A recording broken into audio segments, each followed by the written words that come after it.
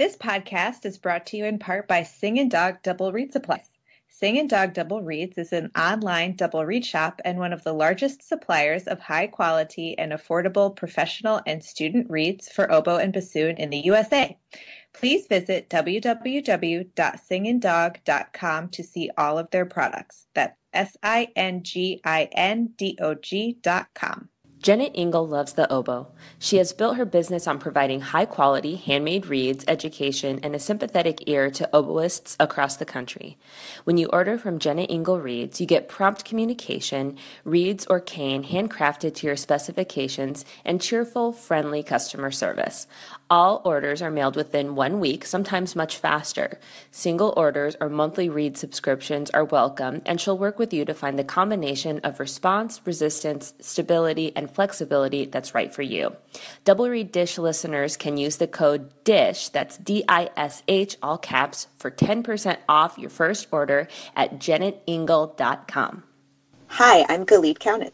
And I'm Jackie Wilson, and you're listening to Double Reed Dish, a podcast for oboists, bassoonists, and the people who love them.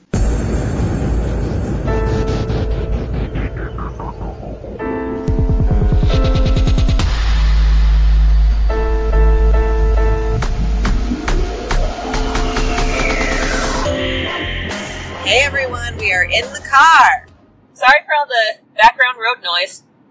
We are driving back on the way home from a completed successful Driftless Winds trio tour. Oh my gosh, so exhausting. I mean, more exhausting for you because this process is 2 days longer. Tell them how you started off this tour. Yeah, so I drove to your house in Missouri, which was about 8 hours, and then you drove us the remaining 7 hours or so to Wisconsin, where we met up with our trio mate Corey, and we had intense rehearsal time, and then we got to go to University of Wisconsin-Madison and the Milwaukee High School of the Arts. Some elementary schools in Dubuque, Iowa, and it was really cute. Oh my gosh, tell them about the assembly. Well, first, we went there and they did not have enough stands for all of us. So, of course, we improvised and we selected students from the audience to come be our stands and hold the music for us while we performed like little one-page stuff. It was really cute. It was cute. They were like laughing and like making eye contact while they were holding our stuff. It was funny. I was like, hi! You know, the only thing you should know is that I make a funny face when I play, so don't laugh at me while I play. And she was like, hee. But it was super cute. Oh, wait, we also should mention that we're coming from the University of Iowa. That was the last stop on our tour. Yes. University of Iowa, we all did master classes for the individual studios and then gave a recital, and we're driving back after the recital. So these were 3 fast, furious days. Did not get up after 5 a.m. the whole time. Today I was up at 4:30. Of course, we know that's like not super unique for me, but still, I feel like I have the right to complain. Oh my gosh. What do you think the hardest thing about tour is? For me, it's just keeping up the energy because each performance, you know, trio music, there's no rests. Yes. So each performance is really tiring, and then keeping up the energy from one day to the next. We had really long days, which I really liked. Yeah. We fit a lot in, which we always do. And, but I think for me, that's the most challenging thing is like having the energy to get through the program again. Yeah. I think for me, it's like, you can't push stop on the life you live every day. Yeah. But when you go on tour, you kind of have to. And so I don't even want to think about what my email box looks like right now and all the grading that's waiting for me and kind of like getting prepared. Like, okay, colleagues and students, I'm going to be out of town for the rest of the week and that type of stuff. And like, I don't know, like, have you ever heard people say vacation's hard because when you have to come back, it's like worse than if you hadn't taken a vacation? And tour's not exactly a vacation. It's really cool opportunities, but I think that's the hardest thing is staying on top of the life is still going on, outside. But on the same token, it's fun to, like, take a pause and mix things up and get together. with people I don't see very often and make good music. So I also am lucky in that I have a great GA, hey Scott, who takes care of things when I'm gone, and I trust him with my students, and I know that things are going smoothly while I'm away. So that's really awesome too, to know that you can leave and it's going to be okay when you come back. Well, and it's right after midterm, so maybe my students aren't so sad.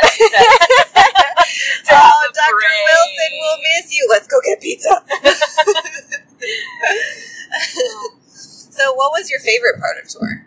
My favorite part of tour, I think, I'm biased, but it was getting to hang out with my mentor, Benjamin Coelho, this morning. I actually said, can I have a lesson? And have, like, you know, a tune-up. Once you've been out of school for a while, it's easy to, you know, not remind yourself of all the, like, super details, super consistently, or whatever. So I just wanted to get his perspective on my playing, and had an awesome lesson, and it's just so fun to catch up and hang out, see him again. So that's probably my favorite part. What about you? I really liked meeting all the people that we met, and most of them I wasn't meeting for the first time, but it was, you know, solidifying relationships that had been started maybe at IDRS or something. So you meet somebody like briefly, and then you get to go to their school and see them in action and interact with them a little more. And it was just really nice to get to know my colleagues at sister schools better, and, you know, make connections with people and see how other places do things. And it was inspiring to me. I'm really happy that I had a chance to meet up with all of these people. I remembered one other favorite thing. Okay. Coffee.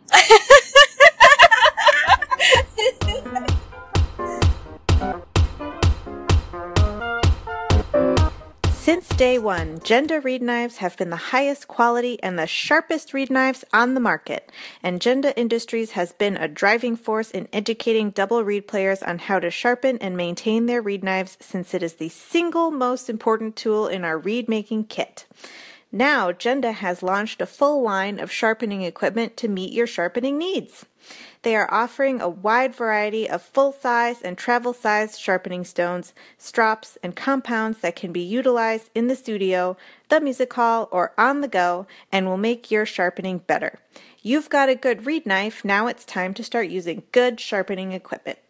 Add the code DRDGENDA, all caps, no spaces, at checkout and get 10% off any Genda reed knife, maintenance kit, reed knife sharpening book, cutting block, and reed tool roll. Visit them at gendaindustries.com. That's JENDEINDUSTRIES.com. Oh, and they're more than just reed knives. JDW Sheet Music is an online store that specializes in original chamber pieces for wind instruments.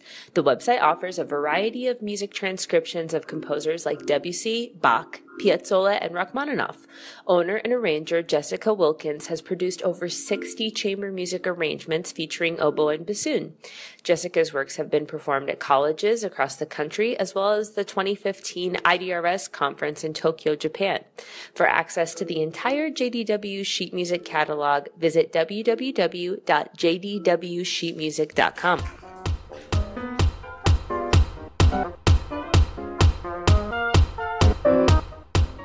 We are very excited to welcome Professor of Bassoon at the University of Michigan, Jeff Lyman, to the podcast. Welcome, Jeff.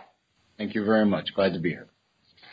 We always start by asking a very broad question, but we'd love to know how you got started with the bassoon, what your training was, and how you got to where you are today. Okay. Well, like so many bassoonists, I started on another instrument, and that was saxophone. And the only reason I started on the saxophone was because I found one in our upstairs bathroom closet one day, and it belonged to my mother, who actually had her degree in music education. And so, you know, as with every music ed student, you take secondary instruments, and she had a saxophone of her own, and I guess it just ended up there. And so I was a curious kid and asked what this was and could I play it. And it was only 2 years later that I was waiting for a friend of mine. We were at a summer music program in Montrose, New York, where I grew up, and I was waiting for this friend of mine to finish orchestra rehearsal, and I was sitting outside of the rehearsal room, and I remember to this day that the orchestra was playing an arrangement of Simon and Garfunkel's Scarborough Fair, and in between verses, this instrument played a little vamp of one note. I think it was, for some reason I remember it as in a third space E in the bass clef, and just da da da da da da, and I heard that, and I grabbed my teacher who was walking by and said, "What was that? What was that?" And he said it was the bassoon, and I said, "Well, can I switch and play that?" And he said, "Because of that, you want to switch?" And so we did, and that was in the summer before 8th grade, and then my father got transferred in his job to from Montrose, which is about 45 minutes north of New York City, to Hazleton, Pennsylvania, in northeast Pennsylvania. And so I went from a very sort of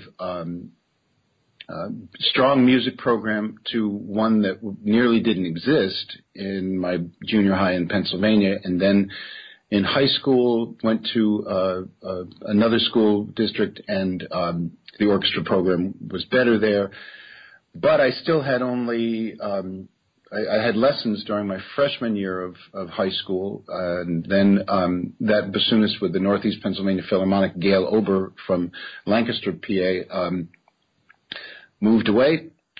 So for the next 3 years, I sort of was self-taught, and I think it was my fear that I would never get into a good school that inspired me to, I was constantly working to buy more and more music. So I was sort of teaching myself, buying every etude book I could afford, buying every record album I could afford. And thankfully, I auditioned for Bernard Garfield, and he accepted me, and I showed up at school, and I guess I had more music than most of the other bassoonists that I was, studying with. And those, I guess that practice of buying a ton of music and buying lots of recordings helped me quite a bit, and it continues the rest of my life. So I have a huge library now, and tons of recordings, and that brought me to my professional career, which started after my undergrad was finished at Temple University. I got my first job in the Savannah Symphony in Savannah, Georgia, under Christian Badia, and I was there for 8 years, which included unfortunately a strike. And in those 8 years, I basically learned what I didn't know. Nothing like a professional gig to show you where your strengths and weaknesses are. And it was playing in the Colorado Music Festival in Boulder one summer when I met Richard Bean, and Richard had just started at the University of Michigan, and he was extremely helpful to me with some of those problems that I was finding I had still in my playing, and he suggested I come to Michigan to study with him, and there I got my master's and doctorate, and in the last year of my doctorate got my first teaching position at Bowling Green State in Ohio. That was followed by 10 years of teaching at Arizona State, and in 2006 I came back to my alma mater here at Michigan. So very long answer, but that's it in a nutshell. And all along those paths, I've met incredible, amazing, inspiring people, and I thank every one of them every day for what they've given to me, and hope to pass on their wisdom to everybody who comes in my studio. Before we continue with questions specific about you, whenever we have people who've studied with these really legendary figures, we always like to ask about them. So could you tell us a little bit about what lessons and studying with Bernard Garfield was like? Oh, I could go on forever. I mean, there is no one in the bassoon world who has done more to shape my life than Mr. Garfield. I still can't even call him Bernie, to this day. And the lessons were basically, they're a format that I kind of follow to this day, where he would work on some warm-up fundamentals at the beginning of each lesson, and then an etude and solo works or excerpts. But one of the things that was different is that we either had lessons at his home in Haddonfield, New Jersey, or at the Academy of Music, where at that time the Philadelphia Orchestra still played.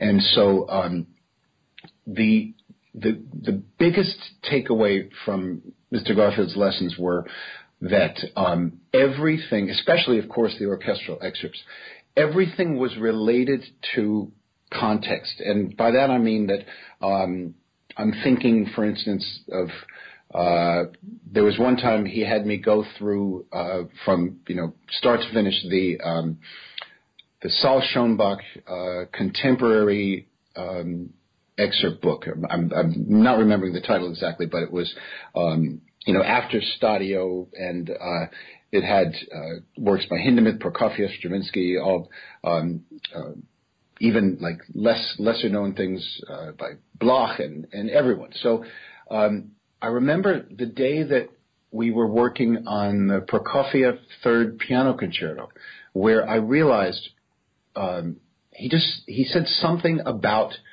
how this one particular excerpt fit into the orchestra.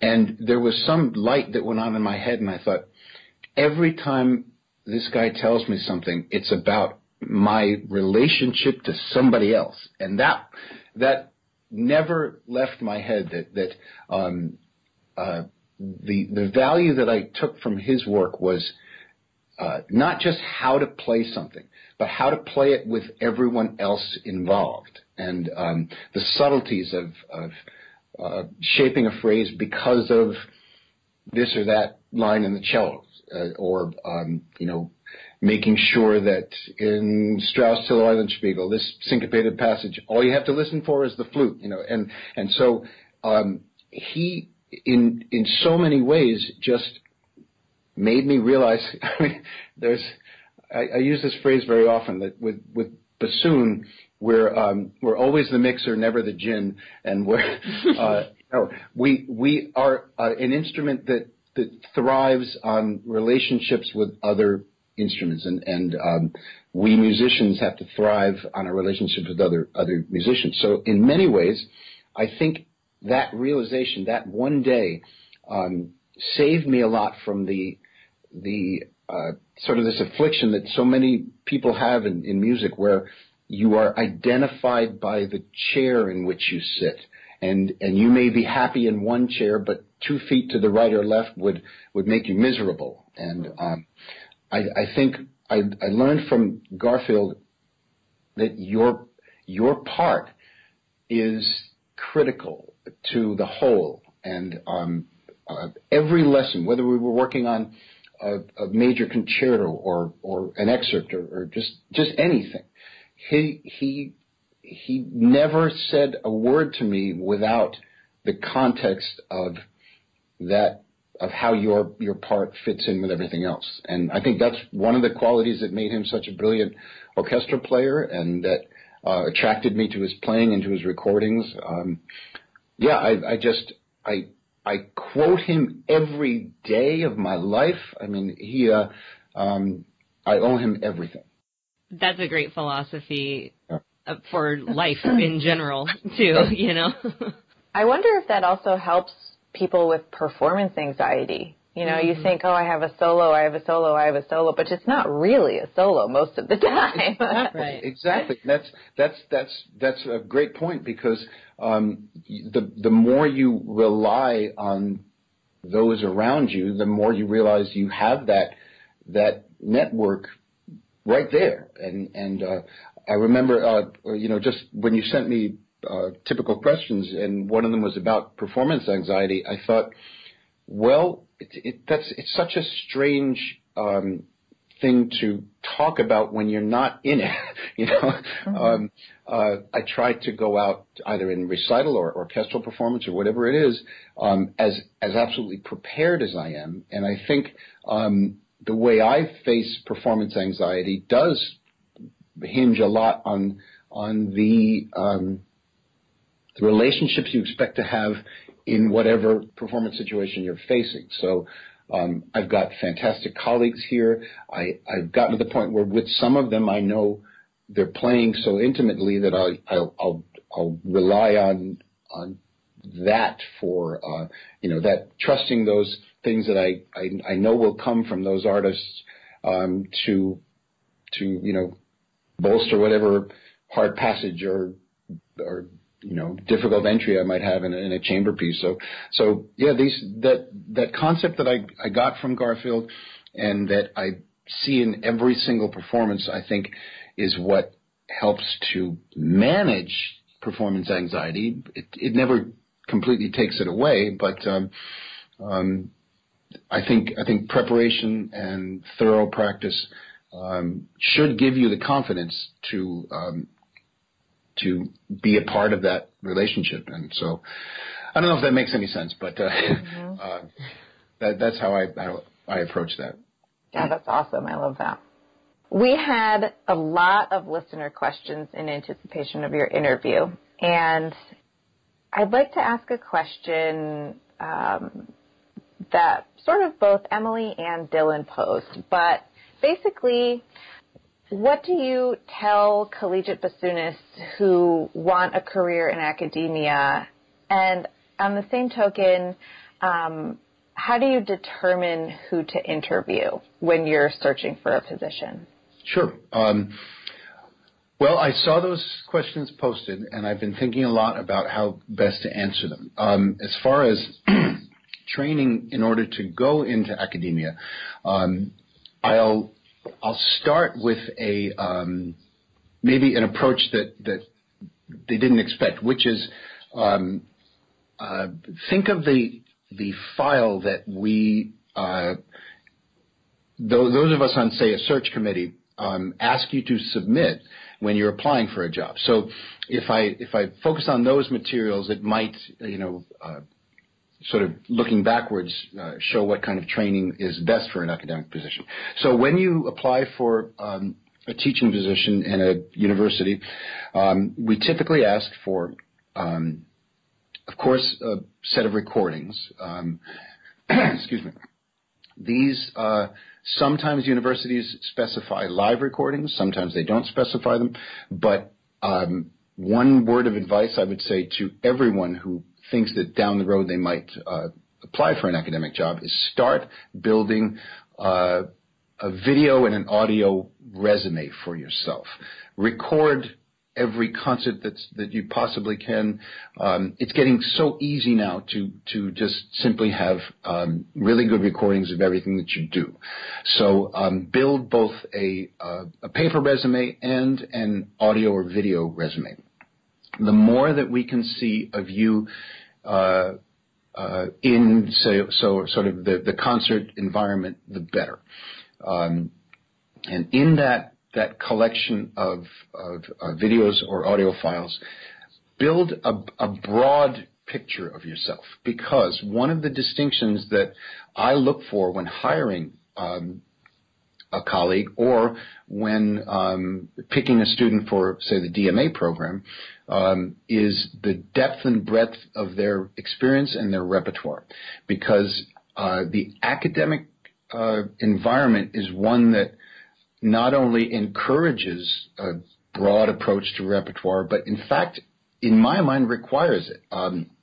We are an educational institution, and we want, or I'll stop saying we, I want colleagues who really are encyclopedic in their knowledge of the repertoire, in their interest in music. Everyone will have a specialty or a specialization, but if I'm hiring someone to teach a broad group of students, those students need someone who has the answers and has the experience, or if they don't immediately have those answers, is someone interested and actively engaged in finding those answers. There are times when someone brings a piece of repertoire into their lessons that I've not heard about, and then I learn it. I'd hate to be a faculty member who comes in with a certain approach to repertoire and shares only that with their students. So the first thing that we would ask for is some recordings. So start now building those libraries of recordings, and then I also tell everyone applying for positions to tailor the choice of those recordings not only to showcase themselves the best, but also to meet the expectations of the institution they're applying to. Some institutions might have. I'll talk about one of the places that I used to work at, Bowling Green State in Ohio. They have a very long-running new music festival. So I included recordings of new music for that job. Some others might have different programs that you have recordings that they might find interesting. So that's one part of the application. The next is the resume. Most orchestras ask for a one-page resume. The academic resume is completely different. You want to have not only your performance experience listed, your educational experience listed, but also in a curriculum vitae, everything else that we might need, all the information you can provide about, again, what I said before, the depth and breadth of your experience with this instrument. So if you have a private teaching studio, tell us about that. If you have, if say you were a graduate student and you had teaching assignments for whatever program you were in, tell us about that. Of course, your employment history. So the curriculum vitae is where you really tell the story of your life. And because we're not simply hiring a player, a university, your home department, the broader music school, the broader university, all look at you from different perspectives. And the tenure process at a university is a review that starts in your home unit, but then goes to the broader school or college, then to the full university, and finally to the provost or the president. And everyone looks at your contributions in a different way. Your home department might, of course, value you as a player, but they also will evaluate how you interact with and how, this is a little bit cold, but how you attract students to the university, because like it or not, universities are businesses, and we need to fill the studio, and the quality of player you attract or quality of student you attract is something that will be reviewed. So we look at that, your experience prior to getting the job, but especially while on the job. So in that way, we need to know in your curriculum vitae everything about the experience of teaching that you've had. Some universities encourage or might even require their applied faculty to have some other academic specialization, either research, writing articles, maybe technique books, maybe reed-making books in our case. Put that in your resume, or start thinking about that as a student. If you were imagining yourself in an academic position at a place that did require some kind of non-performance, research, what might that be? Are you interested in a specific rep, in a specific performance practice, in the music of a certain culture? Whatever you can do to start bringing a broader identity to yourself beyond the playing alone, that's a good thing to start doing, both as a student and, of course, when you're in an academic position.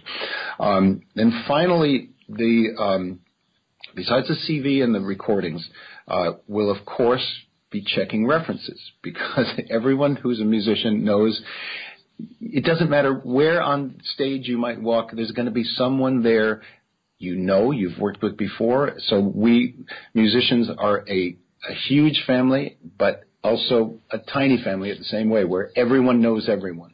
So provide us with references of people who really, really know your work well.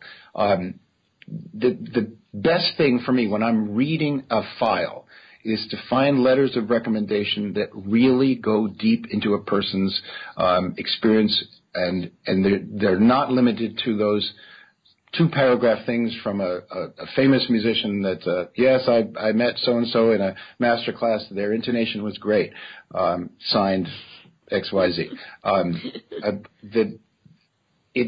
I often am asked by colleagues who are principally performers somewhere, like, how can you stand all that paperwork in academia? And I say, well, I have a huge impact in my day-to-day life here in a university situation that I never had when I was, starting out in the orchestra track. And so to get to both Emily and Dylan's questions, prepare for a university position, if that's where you hope to go, by being the most broadly based musician you can be, and look to those mentors in your life and see what their broad picture looks like, and then create one for yourself. So be it maybe, like I said, the music of a specific period. Say you have expertise in the Baroque era and Baroque music, maybe even if you played period instruments. Play that up. Make sure that we know everything about that. Make sure that in the interview process you show why that excites you and how it might impact your teaching. But in the end, to go to Dylan's question about how do we pick someone when we've got, say we limit it, we come down to a pool of maybe 3 people.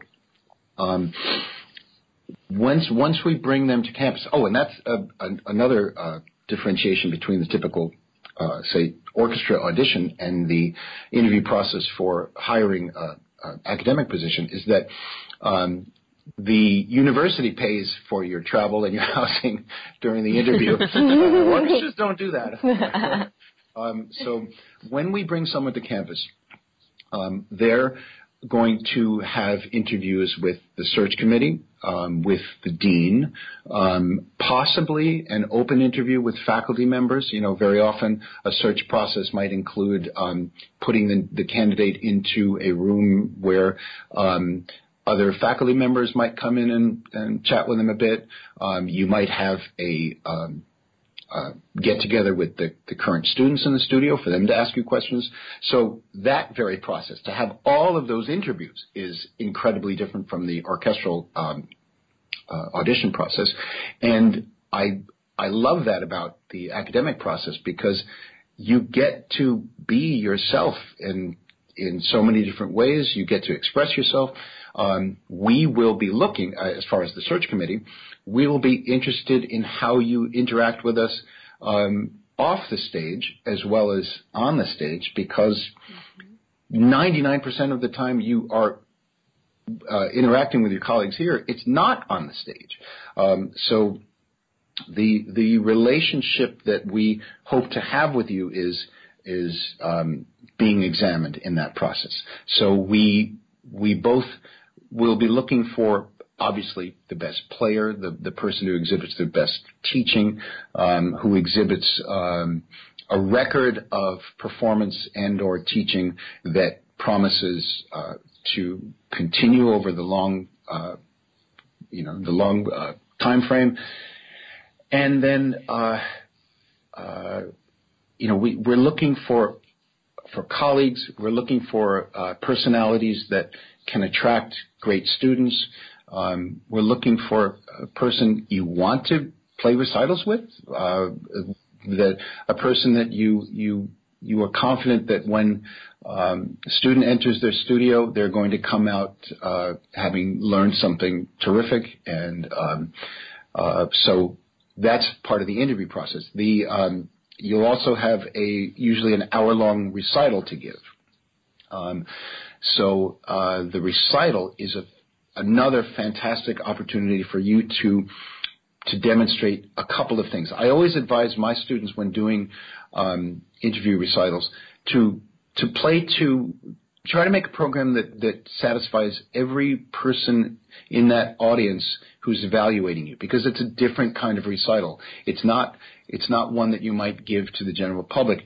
You are being examined by the committee, by your potential studio of students, by the other faculty. So we might want to hear something very standard, just to know that you know the standard repertoire. Your students are very often going to be, or more often going to be, learning from you, the core repertoire, not necessarily the wildest contemporary piece that might interest you at the moment. But if that's part of your specialization, bring one of those pieces to the interview recital.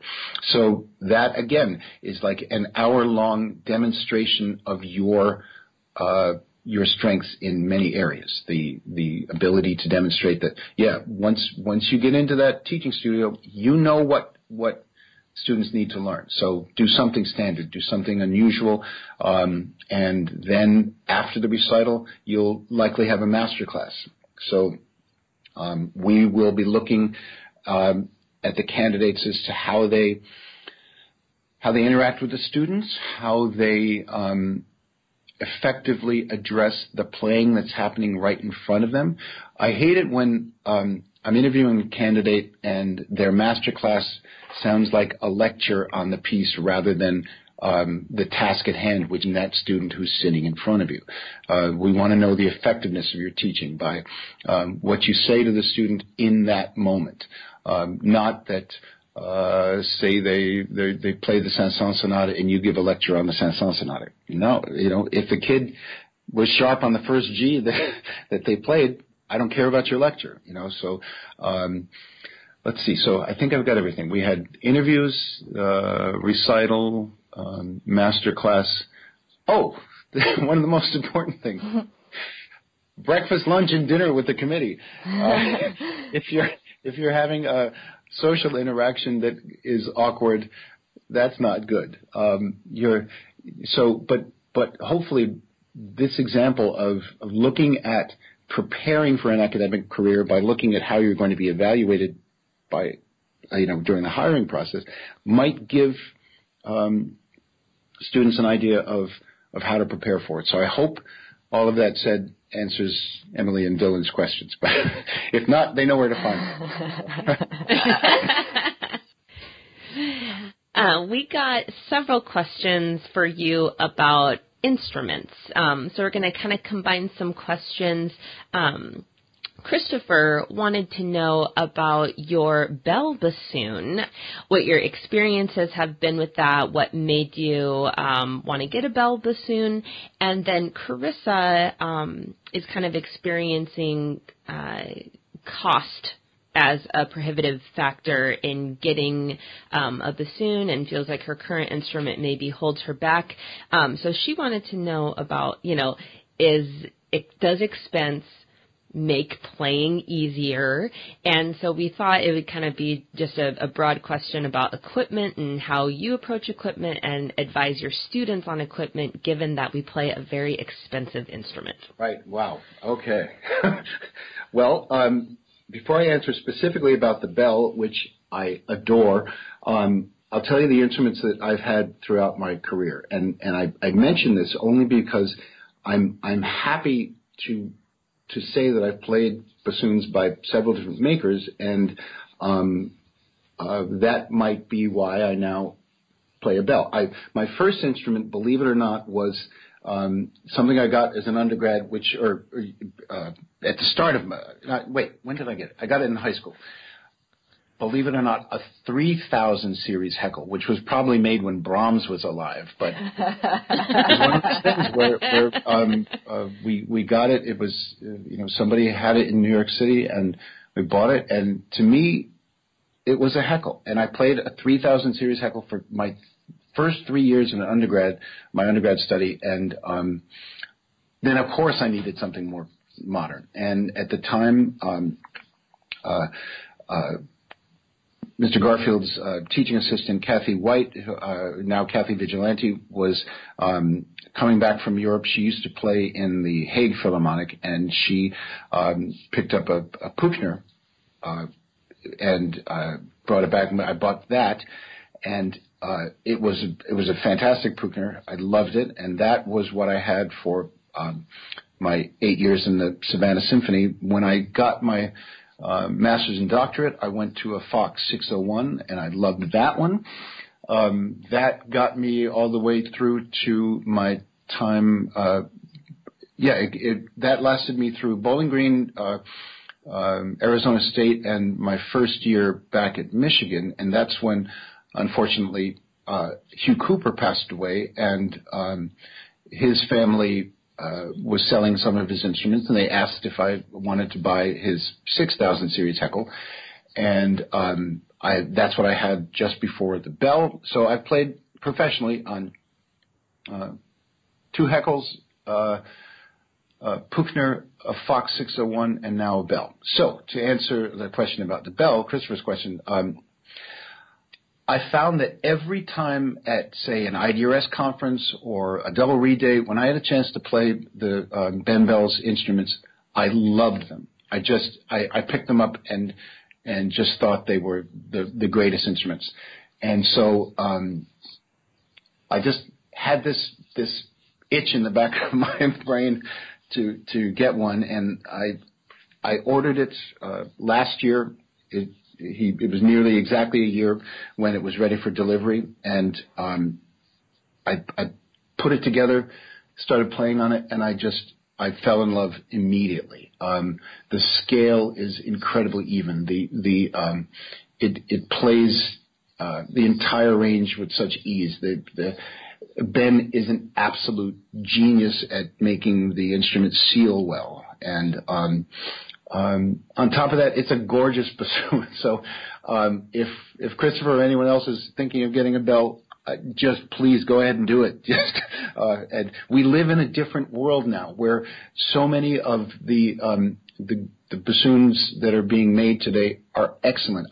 To get to the other question about expense, the fact that I'm happy to be able to advise people on different instruments because I've played them. I'm not someone who is exclusively played one manufacturer's bassoon. So, but to turn the question to expense, after I've praised Ben and his instruments as much as I possibly can, the best thing I say to students the best advice I can give to students or to parents as well about this expensive instrument is to buy the best that they can afford, and that can be there's a wide variety of instruments out there. So I know exactly what a hardship this can be on a family or an individual to buy an instrument. The good thing is that bassoons, if they're well cared for, do last a long time. So used instruments are a very viable option,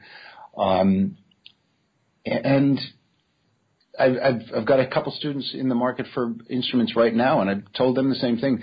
Don't buy a name. You buy an instrument that matches you and your playing. So don't be fooled by this old idea that everyone must play a certain make or model of instrument. So that doesn't drop the price, I'm afraid, for that advice that only goes so far. That if you're lucky enough to find an instrument that is that match for you and is affordable, then snap it up. But I don't have any advice other than winning the lottery as to come up with that money.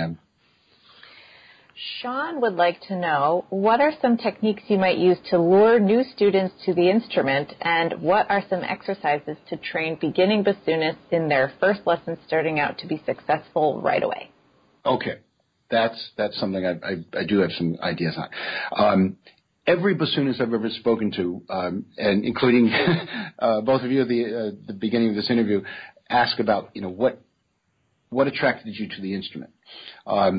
And one of the best things that we as teachers can do is go and do demonstrations for junior high band programs, orchestra programs. It's at that age, when they're moving out of junior high, possibly into high school, that most bassoonists, if they started on another instrument, switch to bassoon. So we all know, some instance when we were young students where we heard a bassoonist play and it made an impression on us. So doing recitals for potential transfers is a great idea. You almost always will see someone who then heard you play and wants to become a bassoonist. So that's one way. Another way is to partner with local band and orchestra directors in your high schools and junior highs, and ask them to identify students who are potential transfers but who are good on their current instrument. The bassoon is so unforgiving as far as intonation and technique goes that you don't want that person who is cowering in the bass clarinet section of their band and trying to hide to then become the bassoonist, because the bassoonist in high school, we've all had that experience of being the only person playing that instrument or one of just a few. So you want to have someone who's excited about the challenge that the bassoon brings to be a transfer candidate. I'm working with one of my students right now on just that kind of a project where we're doing a two-pronged project where I'm teaching or I'm helping to teach him become a better teacher by working with either new transfer students or recent transfers to the bassoon to sort of examine the vocabulary and the act of teaching, meaning everybody seems to learn from the Weissenborn, and that book was written to be used by a professional bassoonist teaching other bassoonists. And so a lot of it is a lot of the Weissenborn method is actually the method of the teacher using it. You have to fill in the blanks on how to form an embouchure, on how to, start notes. The book has exercises, but not a lot of real teaching technique. So part of this project with transfer students is going right to the beginner level and finding the best way to verbalize how to form an embouchure. And then take that verbal action that is almost always paired with a demonstration and write it down as if you're not there. What kind of technique can you put into a teaching method that is complete and clear on its own? Because so many of these people I was just mentioning, the local band and orchestra directors, are not themselves bassoonists, but they might play trumpet, they might play violin, but they're still going to have students that they have to teach in the beginner period. So that's one thing that we're working with, that I'm working with my student on. The other thing is just working with these local directors to find those students. And thanks to the incredible directors in my area, we have 4 new transfer students, 4 of the most incredibly engaged and excited junior high and high school students that I've seen. So I hope that these 4 students become, really, really strong bassoonists. But that's what I would say. Start out by demonstrating the bassoon in some way to junior high programs, and then look for the excited, engaged student who's already doing well on his or her instrument. Because if they can make a great sound and play in tune, then they'll more likely be able to do that on the bassoon as well. So our last listener question comes from Mark Lauer, who is a grad student at Florida State, and he wanted to know your advice for something you're really well known for, which is discovering new repertoire, commissions, championing lost or forgotten works. Hints for that? Well, I'd go back to what I was saying earlier about how not having a teacher for most of my high school years helped develop this I think, appetite for new music and for new repertoire, because in my experience, it hasn't been just new music that I've looked for. It's early music. It's unknown repertoire from any period, and I think I've become known for working with a lot of new music simply because I do that. But I also I love digging into the earliest repertoire that we have, and then unknown stuff from the 19th century. The uncommon music from the common practice period, I guess you could call it. How did that develop? Well, I think because I remember early on in a youth orchestra I played in Northeast Pennsylvania, a friend of mine who was the flutist there, his brother, the flutist was Ed Wargo, and his brother was the composer Richard Wargo. And I think just interacting with a composer that early in my education, he was always pointing out new pieces to me, and Ed was always into new music. And I think my experience in high school at the Pennsylvania Governor School for the Arts during one of the between my junior and senior years of high school, I worked with composers, and I remember playing the Burial Opus Zoo in high school and things like that. And that music just, at that age, you were either one or the other of these two people. One who was turned off by contemporary music, and one who was fascinated by it, and I was the latter. And so I think I happened to be lucky to be exposed to new music early by people who created it and by people who recreated it through performance. And so I have a kind of obsessive personality. Anybody who knows me knows that. If I'm on a topic that interests me, I just think that everybody should be interested in it, and I can be really boring at a party. But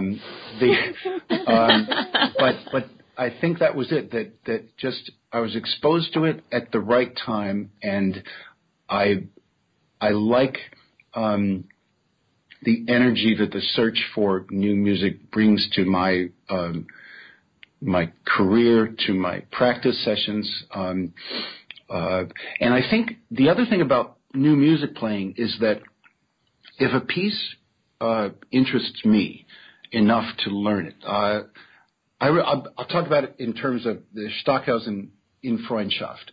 For some years ago, I saw that piece listed in, I think, the repertoire for the Munich competition, and so I got it from Trevco. I've been a Trevco customer for decades, and here was this piece that I simply didn't understand. And I could have just put it in my filing cabinet and forgotten about it, but there was something about it that the fact that I didn't understand it bothered me more than anything else. So I thought, here's a piece of music by a composer who is world-renowned, and I don't get it. What's the matter with me? So I kept that on my stand for weeks, months. Finally, I figured it out to my satisfaction. And then the question remained, well, if it took me that long to figure it out, what chance does my audience have, if I play this on a recital, what chance does my audience have of understanding it? So I've taken that approach every time I have a new piece. I have to learn the piece as if I wrote the piece, and if it excites me, I've got to perform it in a way that I hope will be as exciting to someone in the audience as it was for me. So this broad, long answer to that question is, why am I interested in it? Well, because it interests me. And I've always wondered, if in the lesson I was presented with a piece by whatever era, my first instinct is to go and say, well, what else is there? And, if you learn the Telemann F minor sonata, what else did Telemann write for bassoon? And if Telemann was writing at the time, who else was writing at the time? And on and on. And you just build this web of connections and, find the stories. if I could do one little promotion about a piece, back with Trevco, I've got a few editions with Trevco, one of which is the Trio de Salon by a woman with the greatest name, Marie Félicée, Comtesse de Grandval. Now I can't remember. Marie Félicée de Reise, Vicomtesse de Grandval. So you can just look it up under the Grandval Trio for oboe, bassoon, and piano. This is, first of all, a charming, incredibly beautiful little trio written by a woman who, she wrote it when she was 17. Her family has a castle, an estate in the Loire Valley in France, but also, like so many of the wealthy in France, had a home in Paris. And by the time she was 17, when she wrote this piece, she had composition lessons with Flotow, who was a one-hit wonder with the opera Martha. She was friends and part-time student of Saint-Saëns. She studied piano with Chopin. So, pretty amazing pedigree there.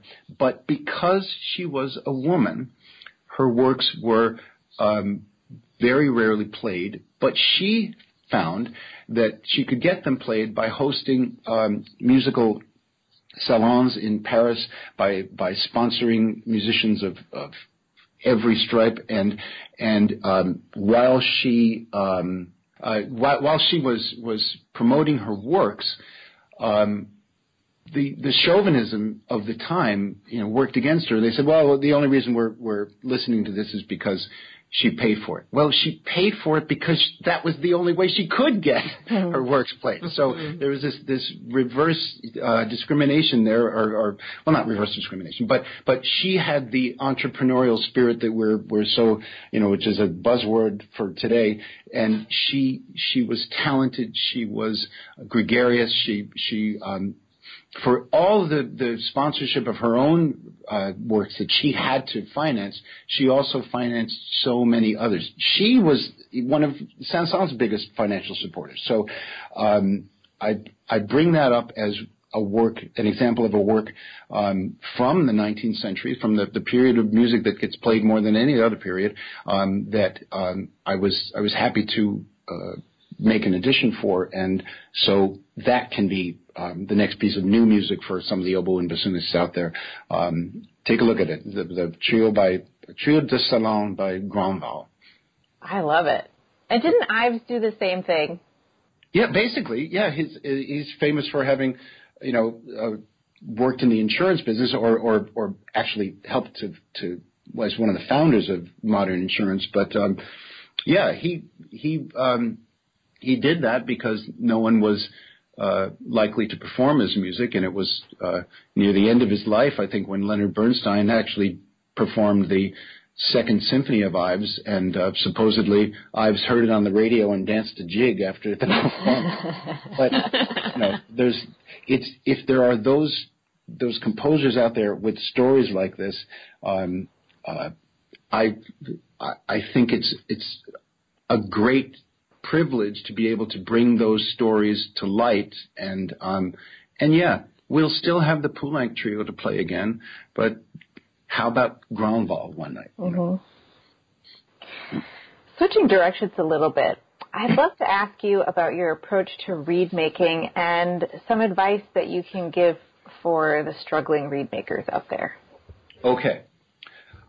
I'll mention again both Hugh Cooper and Richard Bean as major influences in the reed making part of my training.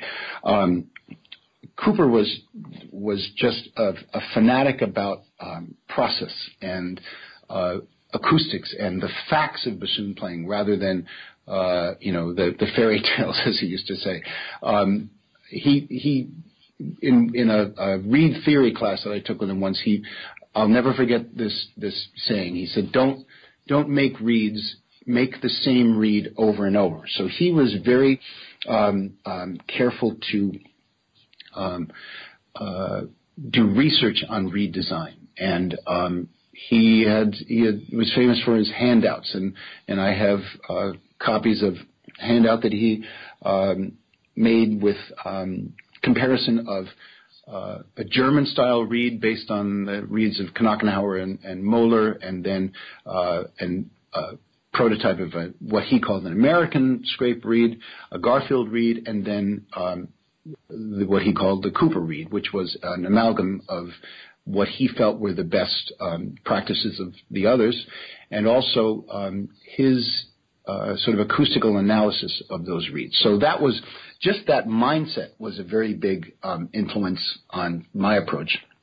And it was also, it was like reading a medical treatise and thinking, oh, that's why my arm doesn't work right, or you know, it was working with Hugh Cooper that I learned the physical, acoustical workings of the reed, at least as he described them.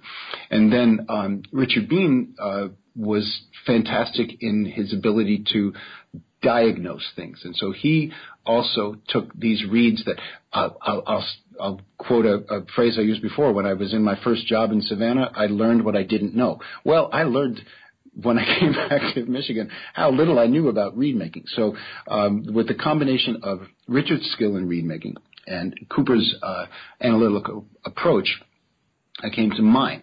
Now, it's funny when to hear that someone asked a question about reed making, because I'm amazed when some potential high school student comes in and tells me something they've heard about my reed style. I thought, do I have a reed style? Well, how do you know about it?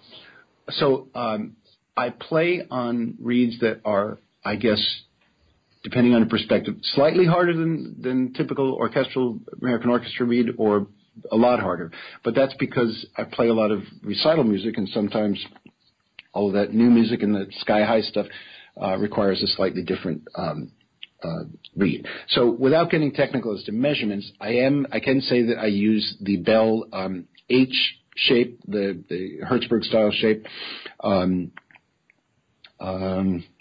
My reeds are 56 millimeters long. I don't know if that's what it was asking about the question, but to the advice that I would give is, if they are getting started on reed making, I would say get every possible reed making book, video, online source, and for a period follow that method, no matter what you do currently or what your teacher does.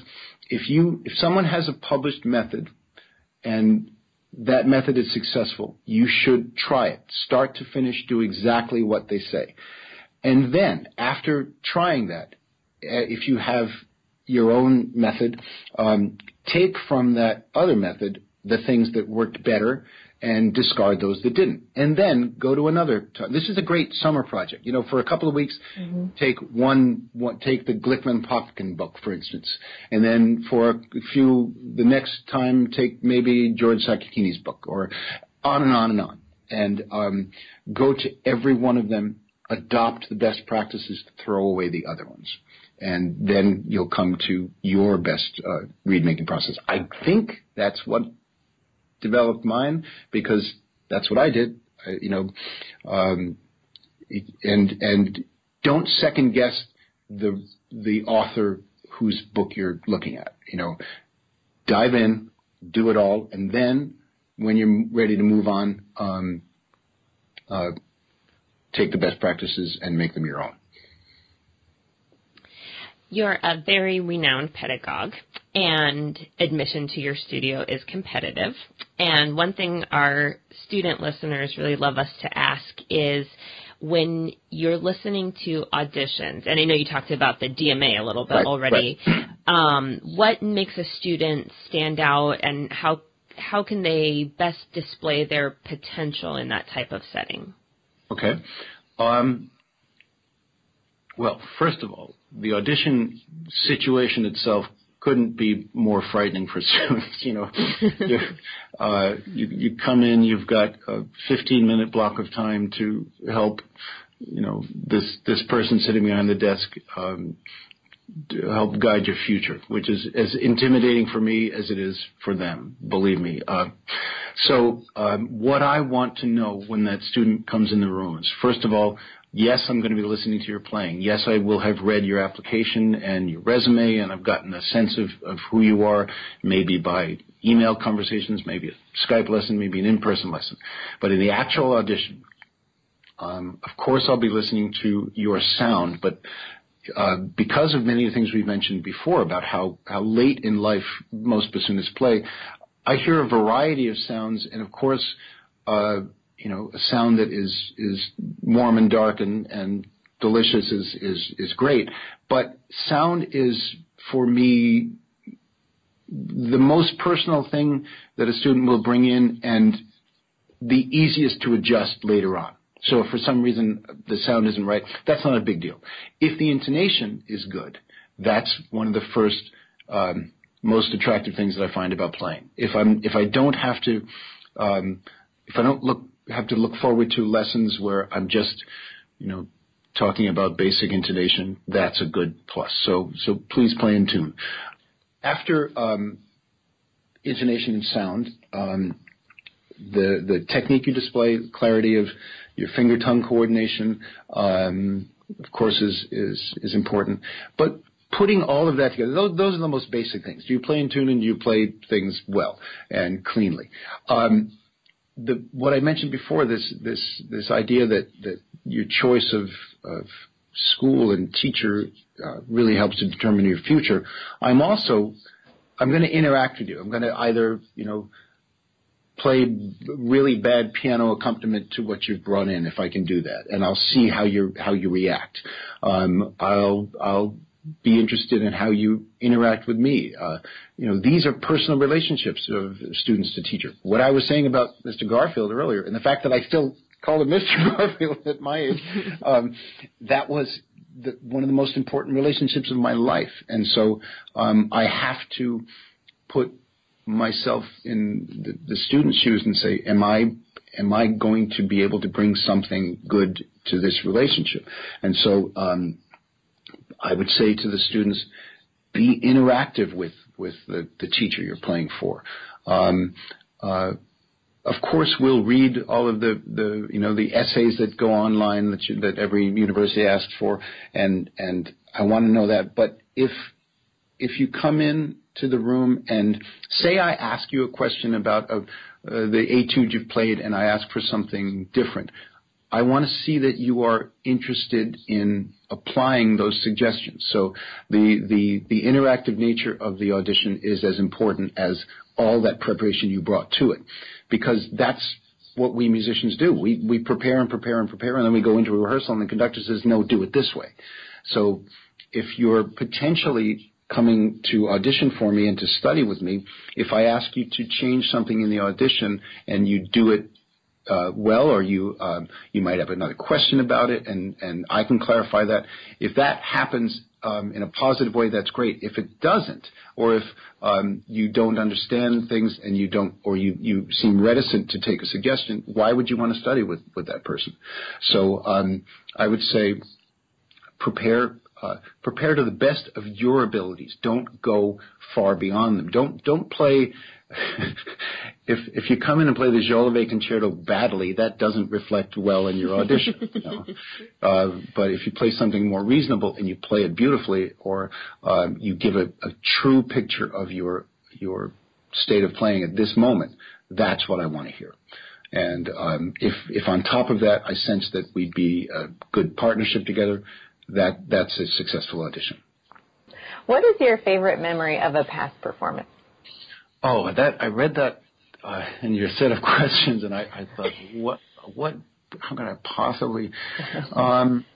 I think I narrowed it down this morning to a performance at the Spoleto Festival in the early '80s. It was the first time I went to Europe in this amazing, gorgeous medieval town of Spoleto in Umbria, and we were playing the final concert in this big piazza in front of their church, the Duomo, and it was the Berlioz Damnation of Faust. So here we are in Italy in the summer in an open air concert, huge crowd, and we're playing this absolutely amazing piece. Berlioz is one of those personalities that, thank history for Berlioz, because whatever cliches you think about French music, then there's Berlioz. And there's a moment. Well, first of all, selfishly as a bassoonist, that is one of the most amazing works for bassoon parts. Just there's as with every Berlioz piece, 4 bassoons, sometimes 4 in unison, sometimes 4 as a quartet, sometimes sound effects. Near the end of the work, there's this amazing section called the Ride into Hell, and at the line where there's something about monsters and birds are poking out their eyes.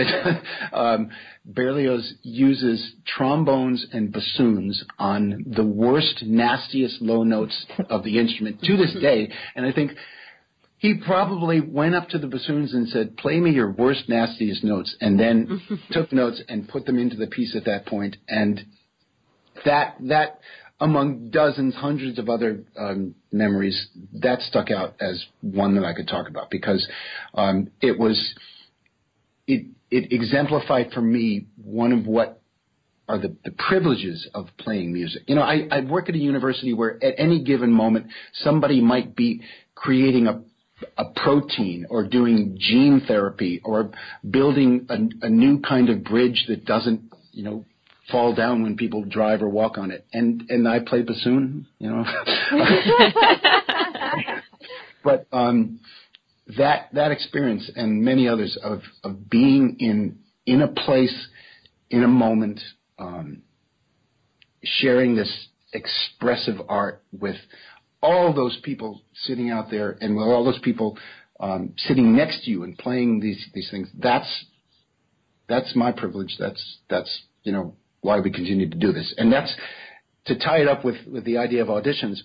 One of the other things that amazes me every year is that there will be some new student who comes in, sits down, and starts playing, and I think you were, for some bizarre twist of fate, you were destined to play this instrument. And it keeps happening all the time. There are people who just are bound to play the bassoon or to play the oboe or to play the ocarina or whatever.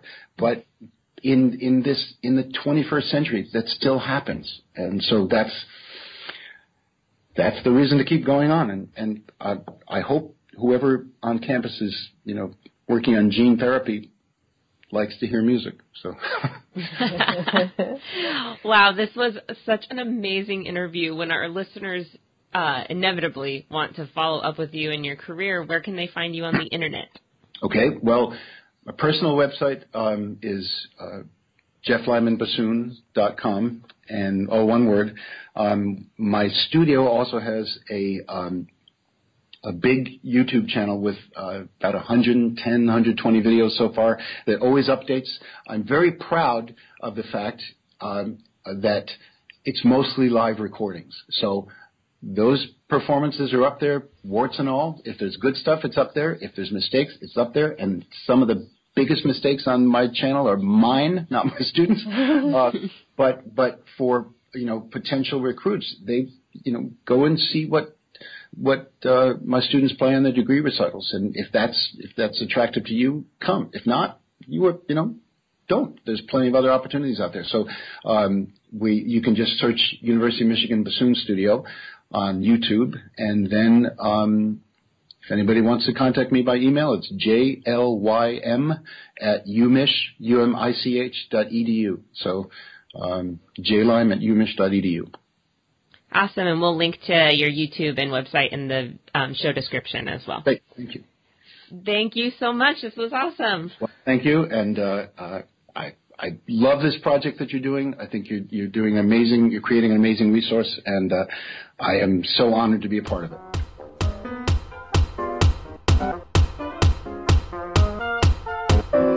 Well, we hope you enjoyed that interview. Do not forget to like us on social media if you like what you hear. We're on Facebook, Twitter, Instagram. You can listen on SoundCloud, YouTube, Google Play, and Apple Podcasts. Our next episode will feature Dr. Courtney Miller, the assistant professor of oboe at the University of Iowa. And stay tuned for a special 1-year anniversary episode airing on December 1st.